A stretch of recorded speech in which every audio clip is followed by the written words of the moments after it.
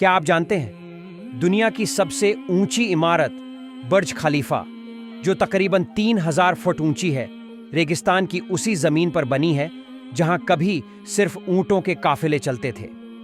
इस इमारत की नींव में 12 मिलियन गैलन कंक्रीट डाला गया और 160 फीट गहराई तक लोहे की पाइल्स गाड़ी गईं।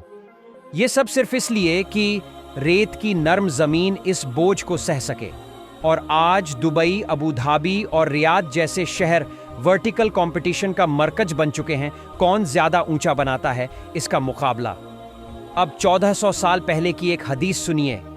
नबी सल्लल्लाहु अलैहि वसल्लम ने फरमाया, और तुम देखोगे कि नंगे पांव, नंगे बदन मुफलिस चरवाहे ऊंची इमारतों के मुकाबले में एक दूसरे से आगे बढ़ रहे होंगे। सुनन इब्न माजा, हदीस 63, किताब अल मुकद्दिमा। सोचिए, जिन्हें कभी चप्पल मयस्सर नहीं थी, वो आज दुनिया की सबसे ऊंची इमारतें खड़ी कर रहे हैं। क्या ये महज अर्बन डेवलपमेंट है या फिर एक निशानी है उस किताब और उस नबी की जिन्होंने कयामत की अलामात को सदियों पहले बयानी तौर पर देख लिया था? इस वीडियो को शेयर कीजिए